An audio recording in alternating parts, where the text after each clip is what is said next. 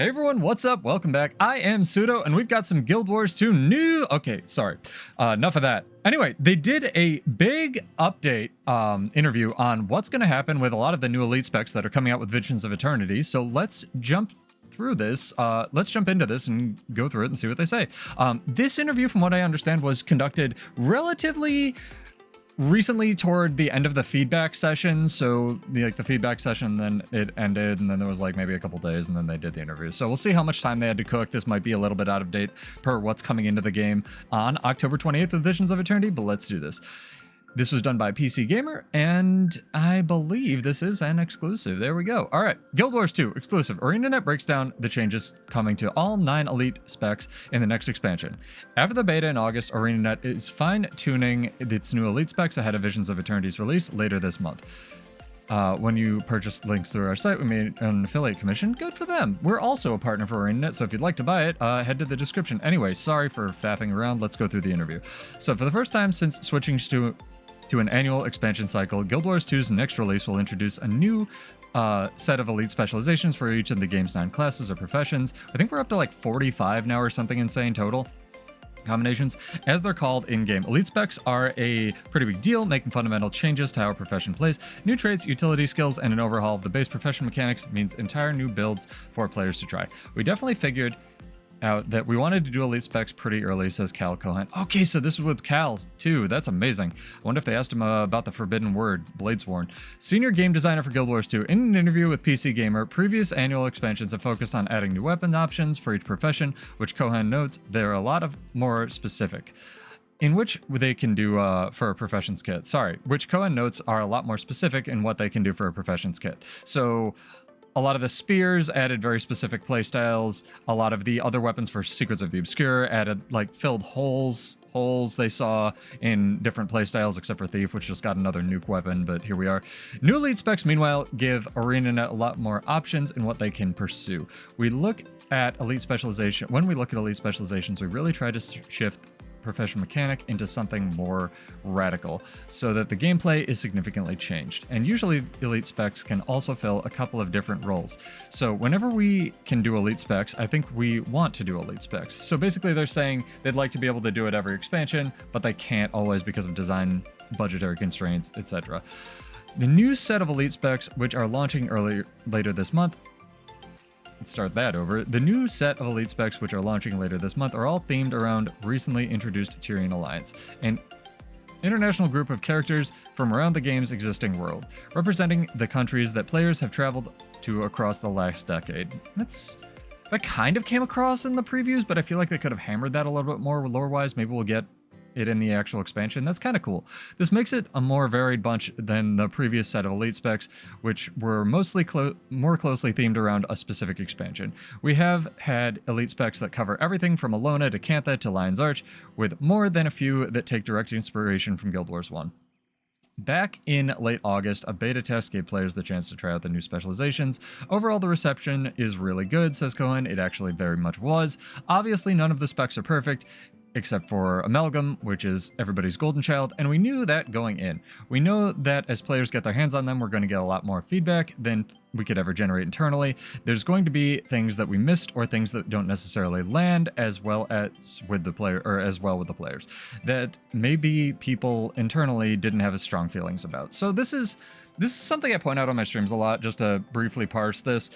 When you open something up to like something like a beta, you have maybe 100 testers internally that are like giving feedback. You get thousands and thousands and thousands and thousands and thousands and thousands, if not tens or hundreds of thousands, people playing your game. It's like filtering water through a sieve. You're instantly going to get, in the first 10 minutes of something going live like a beta, more feedback than you could ever generate internally. A lot of it's knee-jerk reactionary, but as it goes through, you just generate copious amounts of it, and that's what he's talking about here. That's good. We want to make sure these specs are even better. Seeing a lot of the pain points that players are hitting as they're playing these specs more and more, that's really valuable to us. I think maybe some of the crazy things or ideas we tried ended up going pretty well, and maybe some of them didn't quite land as well. And that's fine. We have some time to go back and iterate on things that didn't necessarily work. Cal has this very paused, measured, careful way of speaking, so it's tripping me up a little bit trying to read his words, but let's keep going.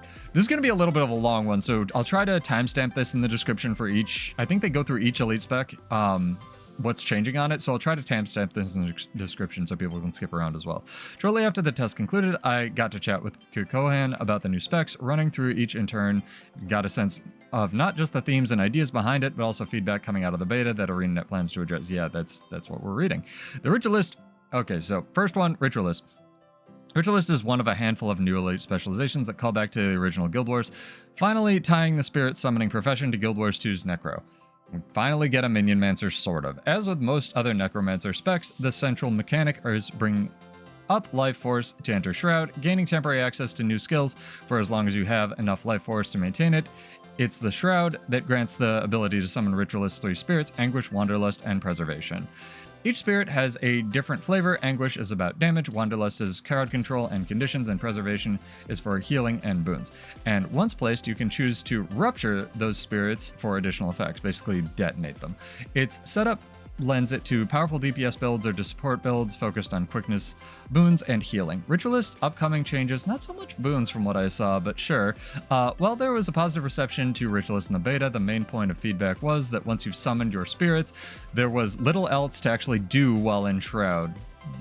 Sort of. The Shroud skills are maybe not quite as impactful enough, Kohan agrees. The longer cooldowns of the spirits means that once they're summoned, there was little left beyond auto attack. As for players taking the Grand Mesmer trait that keeps the spirits active after you leave Shroud, you can feel penalized for actually using your skills because you need to instead preserve your life force to sustain them. For that build in particular, the best way to play it seems to just be pop into Shroud, press Anguish again, don't necessarily even press Wanderlust because the damage is maybe too low, and then exit out again. Because then that's maximizing your life force for your spirit uptime. This seems to be coming at a lot of these from a primarily PvE perspective, and that's fine as well. I'm mostly world versus world and PvP these days, but just keep that in the back of your mind. He's talking about like what most of the game seems to be playing, as well as some general playstyle stuff. Anyway, Arena is now looking into how to make your Shroud matter more, in addition to making the summons more potent. Possible options also include a rework of the Shroud's 5th skill, which currently shadow steps you and your spirits to a target location, which is actually extremely powerful in PvP because it has no cast time.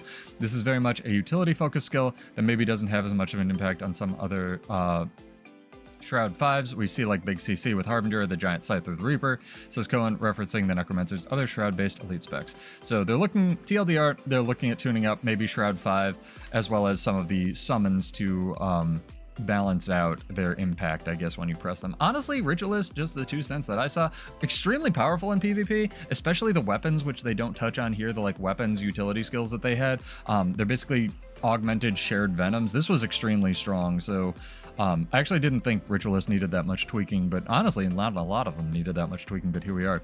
Elementalist, aka Evoker, where most Ellie builds are just about jumping about around the professions for elemental attunements, making use of separate weapon skills that each one offers. Evoker is much more about picking your lane and choosing fire, never playing anything else. Here you choose a specific element as your focus and get a matching familiar who follows you around, helping out in combat and providing benefits for positioning your elemental specialty in combat. It's a terrible rating. They wrote combat twice. ArenaNet, 0 out of 10.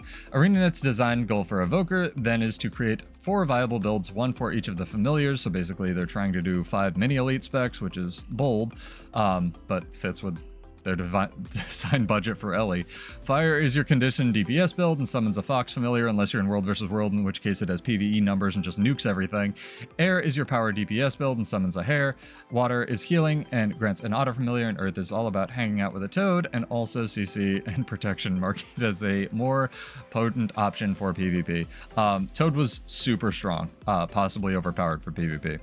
Evoker's upcoming changes. Thematically, it's one of my favorite new elite specs, but in the beta, not all of these attunements landed as well as they could have, particularly on the support side. ArenaNet struggled with trying to do many things with the Evoker trait line. The initial idea was that certain traits would be stronger with specific elements, but ultimately there wasn't enough room within the trait system to support this. I kind of disagree with that, maybe within the traditional trait system, but Evoker had actually some really mediocre traits that I honestly think they have a lot of design space to sort of augment. So we'll see if we put some of those things in those Evoker traits.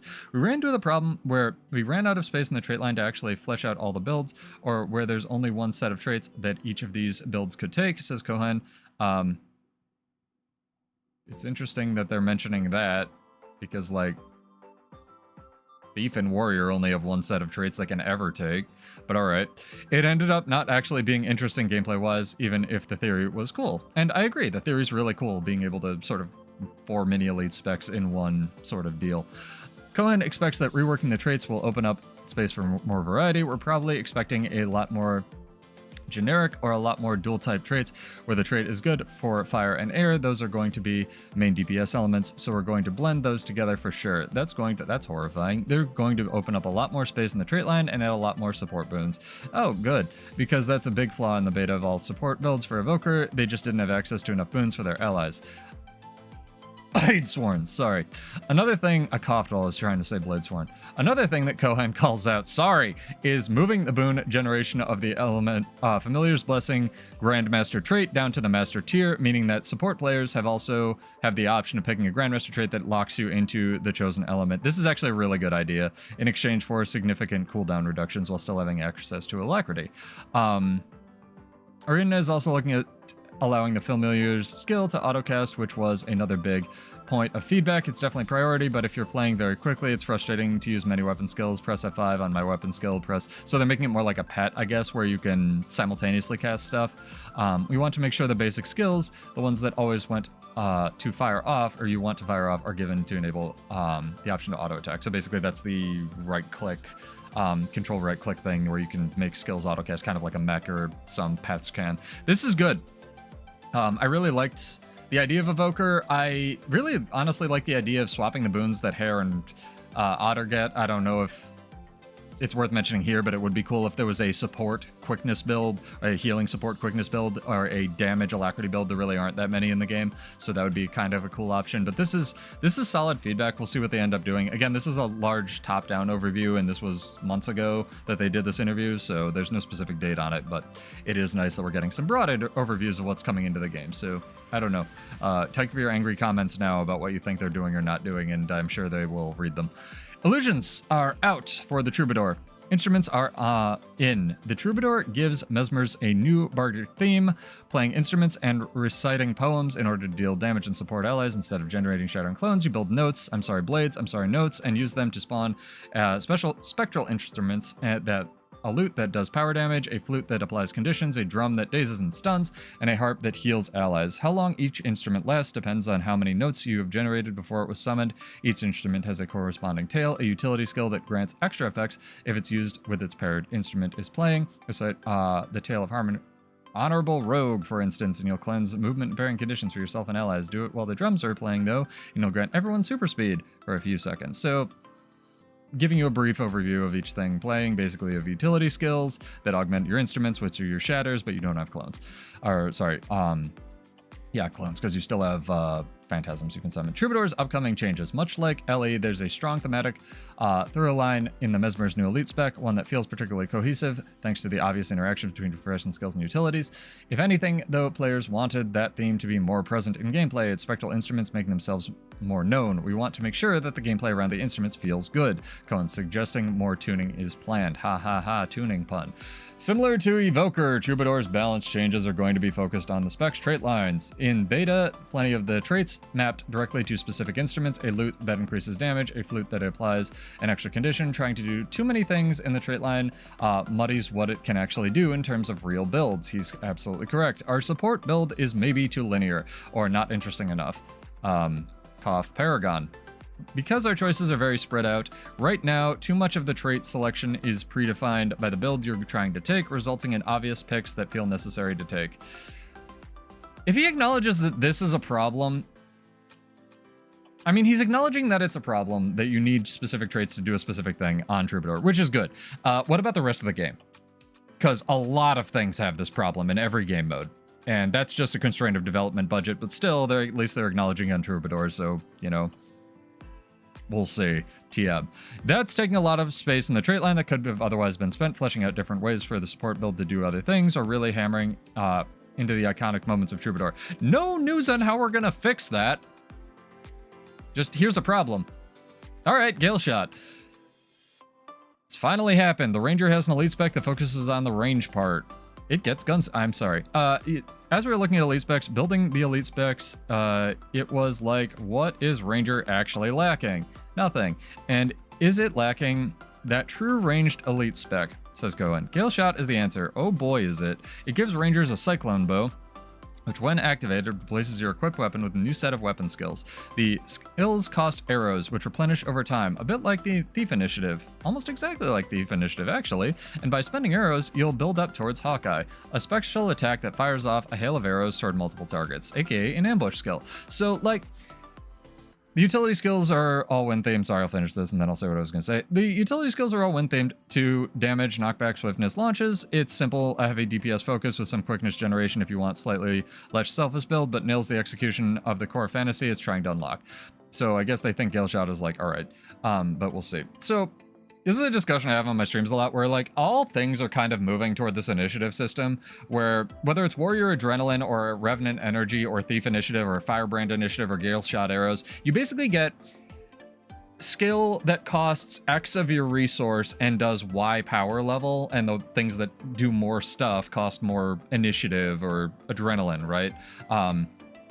It's an interesting way of looking at it where there was this complaint that I don't 100% agree with, where all things kind of feel like they play the same, but, you know, all things evolve into crabs. All Guild Wars 2 professions have this, like, underlying idea of, like, okay, here's your resource, and then it costs, you know, X of your mana pool. That's kind of just how games work, but it's important that they acknowledge that here.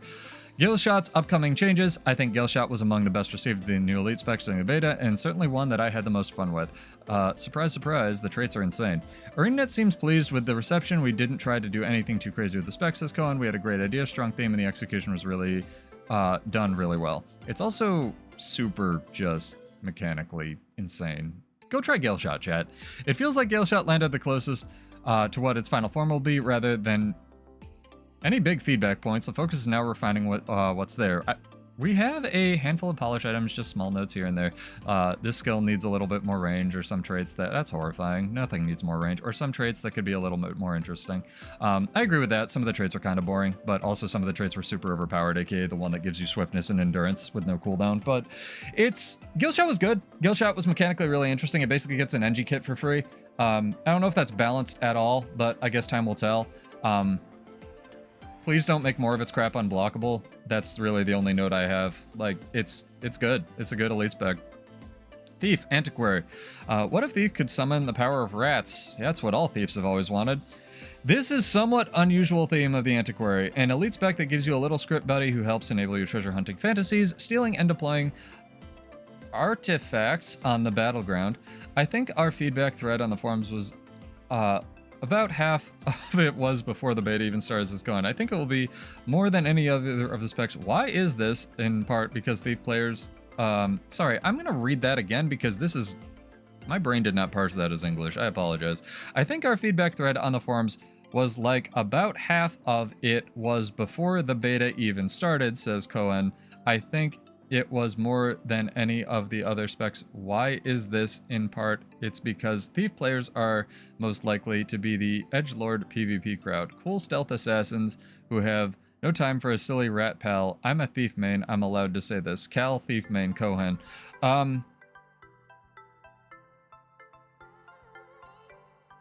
I'm trying to read where, like, the quotations start and end on what he said. I think basically he's saying half the feedback was just before the beta even started, so they're just, like, wondering why Antiquary is. But all right, let's move on. Thematically, I think a lot of people were expecting Gambit, and they got Indiana Jones with rats, so we'll see. Thematically then, Antiquary has an extreme love it or hate it reaction from the players. Okay, yeah, both memes and complaints generated from equal measure. It's also one of the more experimental specs. Boy howdy is it, with an element of randomness built into its design, which is not something you usually do in video games. The usual steal mechanic, or at least multiplayer ones, is replaced with script swipe, which randomly awards 2 artifacts you can pick between, form a pool of 8. The utility skills too can be activated while still on cooldown, but with a chance to backfire with each negative effect if you risk it. Honestly, really cool design. It's just, I think a lot of people don't like the theming. If they had made it like, oh, edgelord cutting myself to do damage or something, people would have liked it a lot more. I kind of agree that thieves are edgelords. I kind of agree that warriors are whiny babies. There's a reason for that. Like, if you want to play an edgelord in a video game, you play an edgelord in a video game. It's a fantasy. You're allowed to. If you want to play warrior, you want your skills to work. So like we complain when our skills don't work. It's just kind of a thing. Not like it's unjustified. I just think it's funny. That's a thing he's pointing out. We'll see. Antiquary's upcoming changes. The diverse range of options on its theme aside, a lot of the feedback from the beta, and this reflects my own experience, is that the randomness leads to situations where you're forced to play the UI instead of the game. Oh, like using Lush Forest. On stealing artifacts, you've got to take time to process what they are and what they do and decide how to best use them. Less of consistent results, making it hard to build up muscle memory as you play. Muscle memory, yes. This is literally why Lush Forest is both the strongest and worst design trait in the game on Bladesworn. You have to look at your skill bar and look for the number 2 and press whatever skill has a number 2 on it and if you could move your skill bar to the center of the screen, that'd be really good because then you can watch the fight and your skills. But having to constantly ping pong between them is what he's talking about. Anyway, not all roads lead to Bladesworn, only most of them. Anyway, we've definitely wanted to make the trait that guarantees an offensive relic and a defensive relic baseline with the spec interesting. Says Cohen in the beta, the split deck trait made it so that instead of picking 2 relics from the entire pool of 8, they did mention this on the stream, I believe, as well. One would always come up from the pool of offensive artifacts and the other from a pool of defensive artifacts. So it's fewer things for your brain to parse, I suppose. In the full release, this will now be a default behavior.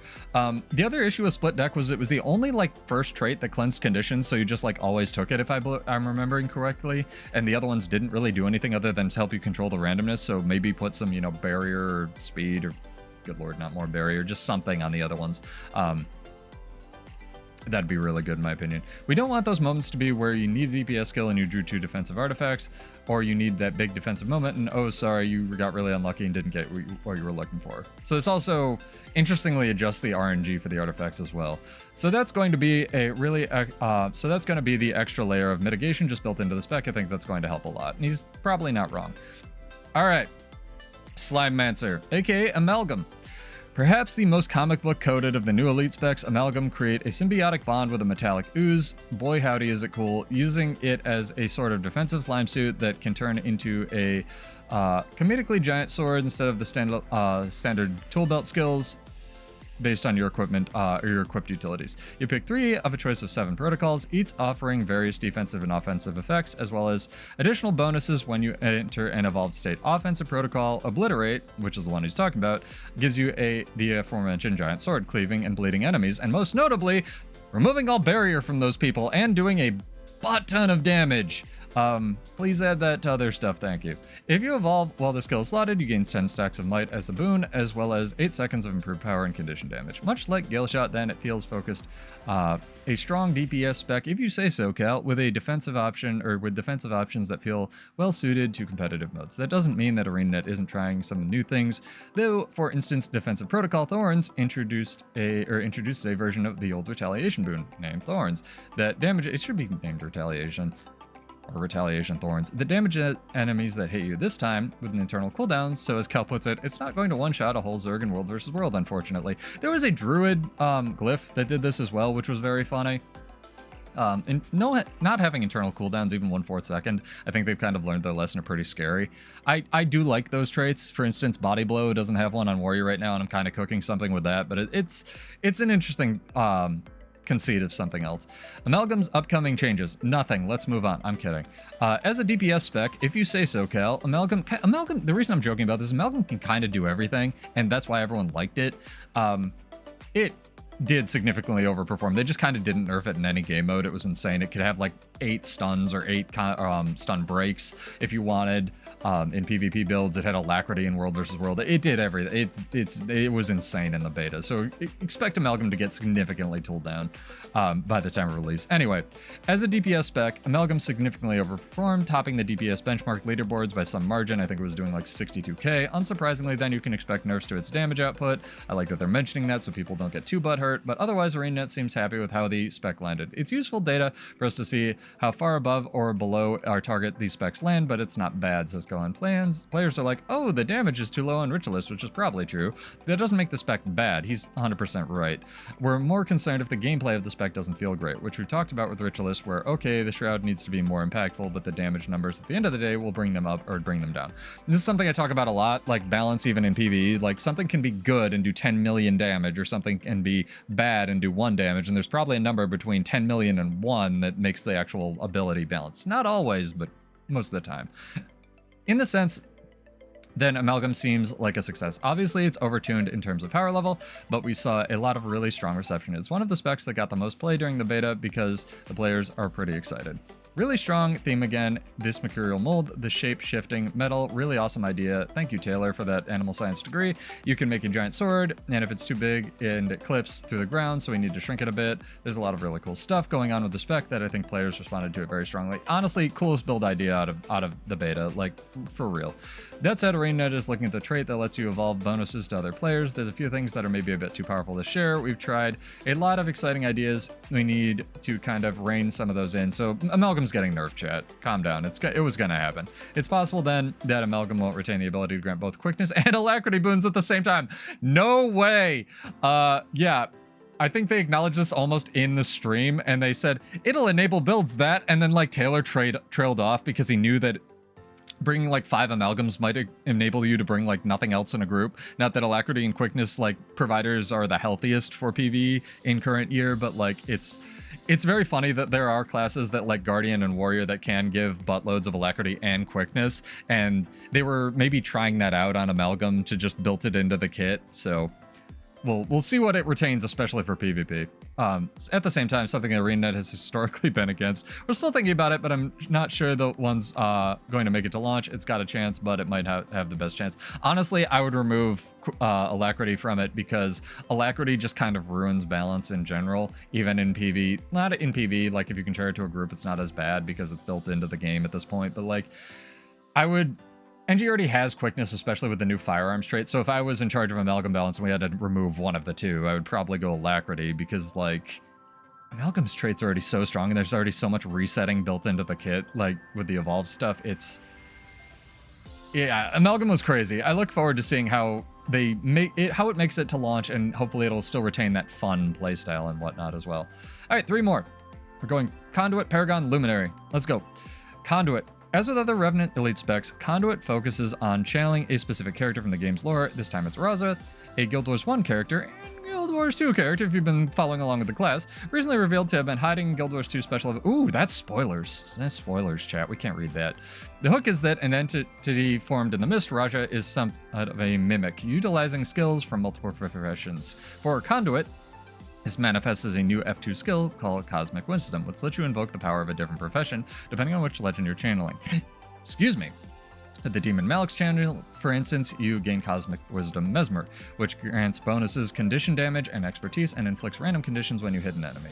So, the length of invocation is based on your affinity with your chosen legend, which you build by using utility skills that they've channeled. The idea is like you're building a bond as you're battling, and then you dump it into yourself, essentially, to channel the tailed beast within yourself. The higher your affinity, the longer the Cosmic Wisdom lasts. I really like Conduit as a first off piece of art, second off as a concept, chat.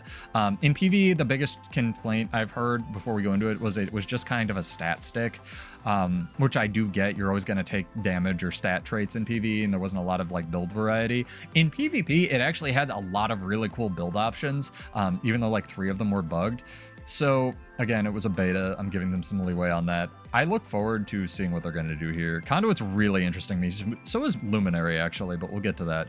Conduit's upcoming changes. The idea behind Conduit felt strong, but players found that it was lacking in execution. I think Conduit is a pretty good example of one where we felt that the profession mechanic didn't have quite enough going on, says Cohen. We had the idea that a new F2 skill, Cosmic Wisdom, where you could channel the form of these different professions to draw inspiration and play into a lot of different builds. You have the Condi build with the Demon Stance of the Bruiser build with Jealous. Boy, howdy do you. That stun break was broken. And I think that what we found from a gameplay perspective is the skills just ended up not being super interesting. The problem is that the bonuses you get from Cosmic Wisdom are quite basic. The stat boost, yep, there you go, on head effect. It's pretty on point with how Avatar skills from Guild Wars 1 work, which was the initial inspiration, but some of these or those also have a mechanic that some of those have something that looks more, has more interesting hooks. So we're thinking, should these be more interesting? Fundamentally, they're like stances. Everything's a stance now, chat. You get a stance, you get a stance, Amalgam gets a stance, Luminary gets a stance. We're putting 400 stance relics in the game and everything's a stance. Honestly, not a bad way of balancing, but, you know, variety's nice. Maybe we have a more interesting stance buff as you are in this Cosmic Wisdom state. ArenaNet is also taking a look at Affinity, which is currently quite basic in its execution. A counter that extends the duration of Cosmic Wisdom, making the Cosmic Wisdom effects more interesting would make Affinity more relevant. I agree. Cohen notes that it currently feels divorced from overall gameplay on a large spec. We're definitely thinking about a lot of profession mechanic just because it felt like big feedback point of the spec, it just didn't do enough. So, kind of the biggest feedback point I got on my streams and in my comments was that when you go into Super Avatar Mega Form Ultra, only one of your Raja skills is improved if you have the Raja Legend from your alternate legend that you're channeling. So like the Malix one would improve the Conduit one and nothing else. People wanted all of them augmented by whatever your off legend was. That is a lot of work for ArenaNet for something that is an Elementalist, but like, I get where people are coming from. I do fundamentally think that that breaks the design of the spec, so I'm actually kind of happy that he was vague here, and maybe he's going to do something, or they're going to do something else with like the actual Cosmic Wisdom buff itself. I think that adding 40 new skills to the game or whatever it would be to augment all of the different base Raja skills with each legend is... It being a lot isn't necessarily the issue. Balancing all of those isn't really an issue afterward, but those are design budget things that they would have to consider. I just don't think that it would I just think it would make you have to take Raja, and part of their goal with this elite spec is that you don't have to take the actual Raja legend. You can still run like Shiro Malix or like Jala Shiro and have a functional elite spec. So actually augmenting the F2 I think is a better way of doing that than forcing you to take the one legend that's like got all the juice and potency for the new elite spec, but I'm not a Revenant main, so take that with a grain of salt. I like the design of it. I like the design of it a lot, and a lot of the traits were really cool. But we'll see what it ultimately makes to launch, because this was extremely vague, possibly the most vague he's been on all of them. Warrior, aka Paragon, showing off its delightful spear that you have to buy Janthier Wilds to get. Another Guild Wars 1 profession returning as an elite spec. Paragon gives Warrior more support-focused kit with 3 new skills, joining the traditional F1 burst, Chant of Action, Chant of Recuperation, Chant of Freedom. These chants pulse boons to allies as long as the warrior keeps up motivation, a new resource that gains stacks when bursts are active. That means you are juggling both warrior's traditional adrenaline meter and the new motivation counter to get the most effective support out of the spec. On the utility side, Paragons get a version of Shouts, barking beneficial effects at allies. The twist is that each utility skill is an echo, a extra effect that triggers after a set duration or when the warrior uses a burst skill, which includes chance, by the way. This is deceptively complicated and also deceptively kind of broken for warrior, by the way, because you can I've pointed this out a lot. I think Paragon is going to fundamentally break the core design of warrior, because most of warrior's stuff, at least their passive stuff, was originally designed around you having to upkeep 3 stacks of Berserker's Power or 3 stacks of Adrenal Health, which means you need to hit something. Paragon just needs to exist, because you count as an ally when you chant, so your burst skills hit you, so you just upkeep all these insane bonuses. So I would really, ArenaNet, really, I cannot overemphasize this enough. Don't nerf core warrior crap to compensate for Paragon being mechanically busted. Please adjust those traits like Berserker's Power, Adrenal Health, or whatever it is in X game mode for Paragon specifically. Because if you don't do that, Core Warrior, Bladesworn, Berserker, and even Spellbreaker, the God King of Space that it is, are gonna suffer because of it. Alright, anyway, the elite skill, sorry, where were we? Triggers after a set duration when the warrior uses a burst skill. The elite skill feels particularly spicy, giving players, no it doesn't, then their allies a few seconds of time where their health cannot be reduced below 0. The reason I said no it doesn't is Banner is just better than their elite skill, the banner that revives people or stomps enemies. Anyway, Paragon's upcoming changes. While there was a sense coming out of the beta that Paragon felt undertuned, one of the main pieces of feedback centered more on the look of the spec. Players want to see the wings more. I hope they make the animations better as well, because they were really not great in my opinion. Notes Cohen referencing one of the more distinguishing features of Guild Wars 1 version of the Paragon I mean, to be fair, he's not wrong. We have those on the elite skill, a big moment of here's the Paragon wings and they're full of glory. And you know, we're thinking about it. There were other places we could sneak those in because it is an iconic visual moment. In terms of balance, so I guess wings more yay or wings more boo, depending on which side of that you're on. I'm kind of really ambivalent on Paragon. I just don't want it affecting other warrior balance. In terms of balance, Paragon is another spec where ArenaNet is closely looking at the trait lines. Good. We see Alacrity Grandmaster trait as being an example of here's a trait that gives or that just gives Alacrity. And that's maybe not a Grandmaster trait power level or a Grandmaster power level trait. What about Daring Dragon?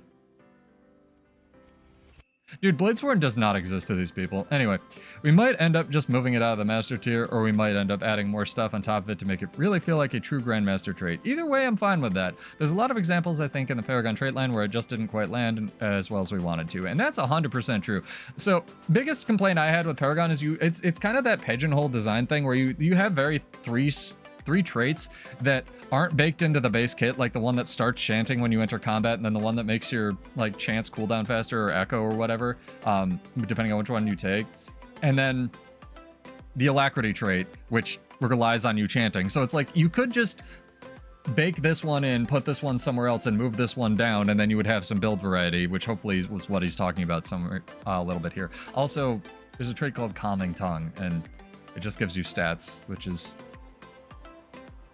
boring, but whatever. Anyway, another trait consideration in Arena is making is enabling a DPS build. That is another thing that is just maybe not as thematic, but it's pretty notable. Callback to Guild Wars 1. If you just want to be the spear chucking Paragon that does a bunch of damage, that's not super well enabled at the moment. It's kind of there, but maybe again, a Grandmaster trait that gives you a bonus damage isn't the most interesting, so we're thinking, are there ways to enable that build a little bit better? No news on how we're gonna do that. If they put the spear trait on this class, it will be the funniest thing in the world to me, because I made a joke about this earlier, but you need Janthir Wilds, which is a separate expansion from Visions of Eternity, to unlock a spear. So that's why I keep joking that Paragon shouts through a closed helmet and has a spear. Like, the art, don't get me wrong, of the actual dude, you know, Dwayne "The Rock" Johnson, amazing. Doesn't really have a spear, and why am I shouting through a closed helmet when the dude isn't even wearing a helmet? Like, I'd really love to ask them, like, why is the icon a helmet? You know, why is the icon a closed helmet when Paragons and Guild Wars 1 had open helmets? Just, do your teams talk to each other? Like, what's going on here? I love ArenaNet, don't get me wrong, but like, anyway, weird. Guardian, Luminary. This is the one I'm actually the most excited about, and I'm never excited about Guardian, so. Luminary was designed to be more in line with the core Guardian fantasy. In contrast to more adjacent roles in other elite specs, the beta version kept the core Guardian virtue skills, instead added a new mechanic, the Radiant Shroud, aka Radiant Forge, which replaces your weapon skills while active. While in Radiant Shroud, you can access skills that correspond to 4 Radiant weapons using a skill performs an action, but also equips the weapon, sort of, granting bonuses and a follow-up attack. Equip the Radiant Hammer, for instance, you'll initially damage and daze up to 5 enemies, then you can use the Hammer's Shining Spin attack, which does increase damage to dazed enemies. It's Hollowsmith on steroids, chat. Unlike a Necro Shroud, there's no resource needed to manage. Access to your Shroud, sort of, it has a cooldown, which is a form of a resource meter, but yeah. Instead, the cooldown for re-entering Shroud, there you go, increases based on the number of Radiant weapons you use, 1 Radiant weapon, and the cooldown is just 5 seconds, increasing the additional 5 seconds for each Radiant weapon used. Luminary's upcoming changes. There's some big changes planned for Luminaries. Of course there are. Launch. It's Guardian, which surprisingly Cohen takes as positive. Instead of lots of small tweaks to things to try to tweak and fix, there are just a few major changes requested, which kind of feels really good because, okay, if we just fix all those things, then the spec's awesome. In his words, interesting. One relatively small, I mean, Guardian by itself is just good, right? One relatively small immediate change is that Radiant Shroud won't be called a Shroud. No crap. My friend theorized, by the way, just adjacent aside, that in development it was going to be called a Shroud, and then it got reworked so many times, like maybe you healed allies to build up a Shroud that you could tank with Guardian, and that just didn't feel good, so they made it a Forge. So we'll see. Internally, we use the word Shroud to talk about a lot of mechanics that are maybe not necessarily Shrouds. What if they call Bladesworn's Gunsaber or Gunsaber Shroud? Anyway, Harbinger has a fairly loose interpretation of Shroud, so that it doesn't protect you. But I think that we're going to rename the Radiant Shroud. It'll probably be renamed Radiant Forge, which honestly is pretty good for Luminary because you're pulling out like Radiant weapons out of this lantern that floats behind you, but we'll brainstorm a little bit internally. And again, this was months ago, so hopefully they've, you know, took their time and come up with a name for this. I like Radiant Forge, actually. That's kind of cool. pulling out weapons from like a ethereal forge that's floating by you. As for the major feedback, ArenaNet is addressing the flow of combat in the Shroud. We see a lot of feedback around some of the skills being a bit too slow. You know, the hammer, you float above the air for, you know, 10 years and then you slam down. Maybe it should be sped up a little bit. Maybe other things in the game, can't think of any right now, would be sped up a little bit. More generally, players are frustrated with the Shroud's cooldown scaling, seeing as his penalty for waiting on wanting to use all the skills in Shroud. I don't want to say it's surprising, but the opposite of how we envisioned it. It was more of like a reward for just popping in and doing one thing. It's like, he's saying like a lot. It's like, okay, if I need my shield block, I can just go into Shroud, use my shield block, and then come out, and I have less time until I can go into Shroud again, until I need my sword leap or my hammer slam. I actually really like that. It's kind of cool. It's just like using one weapon out of the ether. Nevertheless, that's not how players saw it, so it's being changed. Arena is now looking at ways to remove the penalty. Oh, good, for using more potency of for the full potency of the Shroud's kit. Maybe that'll be a Grandmaster. ArenaNet is also looking into the Shroud's auto attack, which changes based on the Radiant weapon. Good. Right now, they were just like doing this light wave when you would equip a weapon. The animations for all the different weapons were the same. This was one of my points of feedback. I wanted to see them actually using the weapons, so it sounds like they're going to be. A neat idea, but one that felt underwhelming in the moment. It's just the same kind of spellcasty burst magic around you. At the time, we saw a lot of players say, I have a giant hammer in my hands. Why am I not swinging the hammer? So, I mean, he's right. So we're probably going to retool how the basic attacks works a little bit and try to give a little bit more incentive to be in that Shroud a little. That's great. A little longer. So hopefully the basic attack gets augmented a little bit more based on what weapon you pull out. That's a really cool idea. It's kind of like, again, Hollow Smith on steroids. The other big change, we focus on virtues, the Guardian's F1 to F3 skills, which for Luminary are the same as those used by the core profession. That's the other thing players called that. They're like, why are they core virtues? Which again is understandable. I don't know. I kind of like that. And so now Arena is looking at making Luminary specific virtues that tie better into specific themes of the spec. Great. Those will definitely be balanced. We do want them to just to keep them just more of an instacast immediate type of skills. We want them to be a little bit more Luminary flavor, maybe some interaction with the profession mechanics. That's good. But the idea is that these are supposed to be more immediate value as opposed to being the big animations of Dragon Hunter or Worldbender, because we have those big animations in the Radiant Shroud. And that's the end of the article. And Visions of Eternity does release on October 28th. Pre-order using our link in the description, or my link in the description. This is dope. I love articles like this. I love that they did it with Cal. Shout out to PC Gamer. I'll try to link this in the description as well. My 4 seconds of thought. I really would have liked more specifics. This was a long video already, but Troubadour feedback seems great. Galeshot, I guess, is just super overpowered. Expect Amalgam to get nerfed. I have no idea what they're doing with Paragon. I really could not care less about it, but hopefully it'll be awesome for the people who are excited for it. Please don't nerf Core Warrior because of it. And Conduit, I'm really this was probably the most vague one, but I'm really excited to see what they do with it. Really cool. Thank you, Cal, for doing this. Thank you, PC Gamer, for doing this. I'm Pseudo. I stream Monday, Wednesday, sometimes Friday at 9. Lots of build crafting, theory crafting. We'll be back here tonight at 9, provided I get this up on Monday. And cheers, guys. Have a wonderful day. I will see you in Tyria. Peace out. Subscribe for more. Bye.